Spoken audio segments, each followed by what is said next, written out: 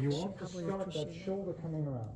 And you keep repeating this until the counter transition will become much easier. Notice that the moment of transition was not from the hind leg. Start to walk pirouette again. It's going back to that second walk pirouette is the key thing. Yeah. Outside leg.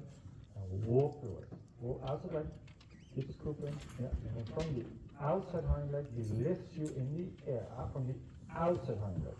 3, 2, 1. Counter very high. Up.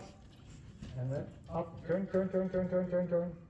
You're waiting too long with getting that walk pirouette back. Almost immediately. And it doesn't matter that you fail at the counter pirouette, counter transition. It matters that he learns to run. He needs to think of learning to lift. There. Yes. You notice now the walk, the small traverse circle becoming, nearly. Back to walk, go into walk pirouette. Really turn him. With the shoulders.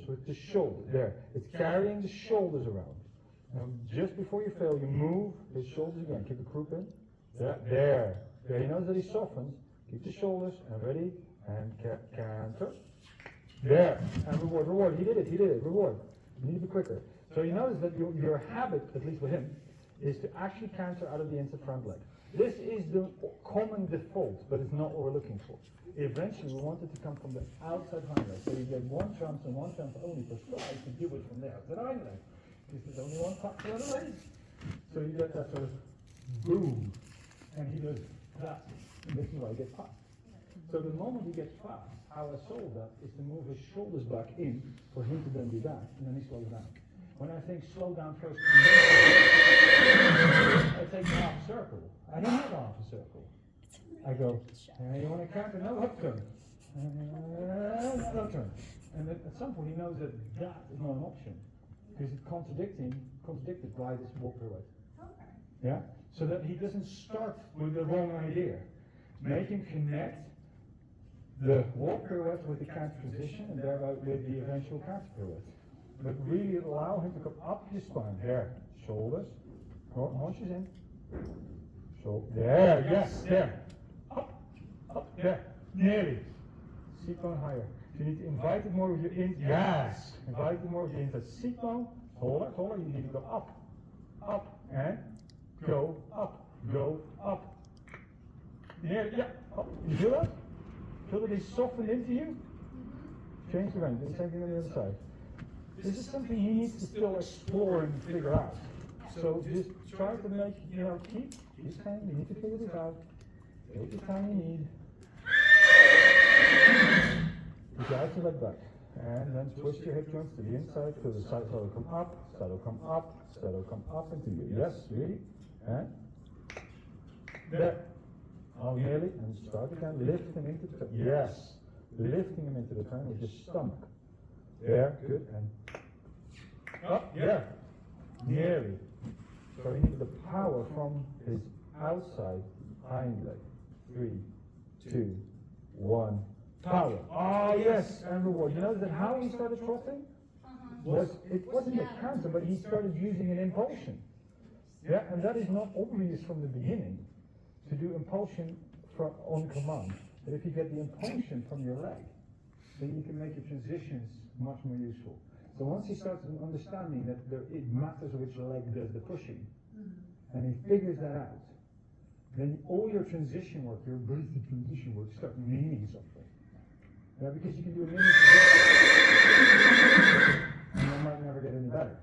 Yeah, just because you practice something a million times, that's important, but it needs to be practice it right, because otherwise you practice the wrong thing a million times, and that makes your life harder. Yeah, and that's why that hind leg was important. Make sense? This is great.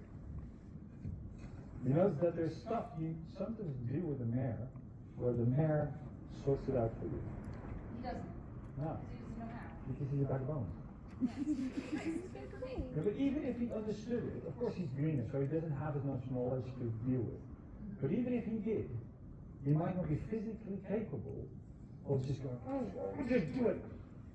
He can't fight your seat the way the mare can. Now she shouldn't be fighting your seat either. No, she shouldn't. But you see, so try to kind of almost treat her like this. You need to kind of carry him. And you need to carry the mare more as well. So he's going to be really good for her. Yeah. Mm-hmm. Mm-hmm. That was interesting. And very important. What is the common denominator? We're so commonly saying My horse every has horse is different. exactly Yeah. the same problem. But it's just the tuning It's of the same interesting thing. how some of the So you want to see, okay, what is the same This is about very every horse informational for me. that I can apply to the other one to find this common ground that we then tailor to the individual horse. Yeah? And it's just tailoring. A jacket is still a jacket. A jacket has a lapel. That could be a wider lapel or a narrow lapel. This horse needs a bit more forward or a bit more up. Yeah, but it's still, they both need forward and they both need up. Just how much? That's what makes it individual. That's a really hard life. I mean, that's a really hard life. He hasn't seen his friends. He's house now, so. But Romeo is the one that gave him all of these unattractive spots. Now he looks more like Arabella's horse. Very sad. But he wants to be in Appalachia. I know, I told Tiffany she should discount the price, $500 for each spot. I think I'm joking. No, I think it's a brilliant idea. Are you trying to go into it? I'm shitting on Appaloosa, this is what I can see that. We'll just say he's trying to identify as a cab driver. That's a very different matter altogether. That's What do you mean a fall down? No, that sounds worse. Just every couple hours, I go upstairs and How much you want to do it in? just rinse it. Have you got anything particular you want to play with? Or? Well, it was like how we can help mediate. Yeah. And then for him, getting that focus, he needs a lot of bravery because Ryder is kind of chicken shit. Mm-hmm. So getting into where he's gonna be more confident and helping him in that. The out the shoulder thing and the canter position stuff, all of that applies to the shape you need for, well, canter, just good old canter, but also for bravery. So that is something that all those things we just said like a million times, do that. I remember, like Max is one of, that's the gray horse that everybody knows, right? When Max was, I had him on this, had him working for about, I think it was almost 2 years. And then Wolfgang said to me, you should sell the horse, he's chicken shit. He's never going to be brave. That's what I was told. There was a good reason why he said that.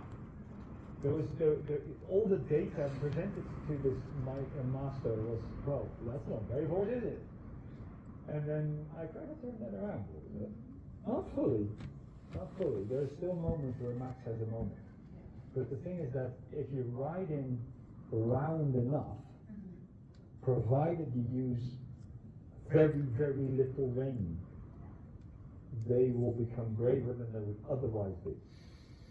Hence the half pass, hence the shoulder and half pass transitions. So that thing that we tried before, which was a bit messy, that exercise could really help.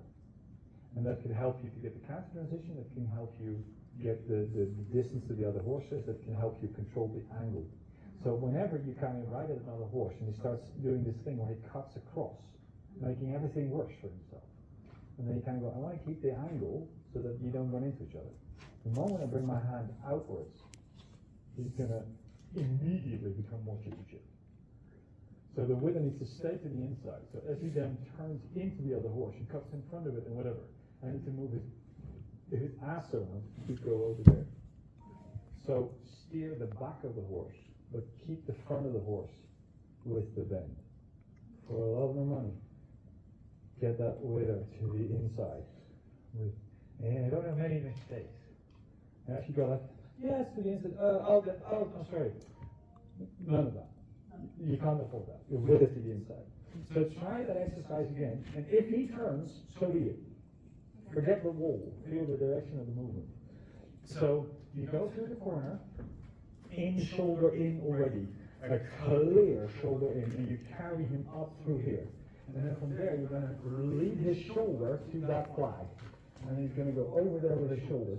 And you have this forward step, crossing, and your hip keeps doing this. And then you do shoulder in like this. And then you do travers like this. And then you do shoulder in like this. But you know that the angle and the bend stays the exact same. Hopefully. Every third stride, and I know when you're gonna change. So much faith in my ability to count. You've known me long enough, you should know that I'm. Reach, and there, two, three, shoulder, in, 5, 2, use too much rein, it's a little 5, otherwise good. You notice that it was great until that right rein, and then you ran away from that rein. It's a 5, use your 5, twist it, yes. Yeah, you feel that chop that he did there? Yeah, that was really nice. Use that thigh to the back of your thigh, once more. Just with it to the right, yeah, there. To the right, there, yes. And then thigh, shoulder in, thigh, yes. And then, good word. You know, that feeling when he dropped his head, that his head is really high, and he dropped his nose. That feeling. Every time when you're worried that he's going to be afraid, ride that. And then he goes, oh, no, okay. And then he just kind of, his brain just resets. That little thing there, that stage is going to be much. That made mass. And I'd be good putting him there. Yeah, you're quite right. And then there was self-carriage, there was proper self-carriage. Proper self-carriage and attentiveness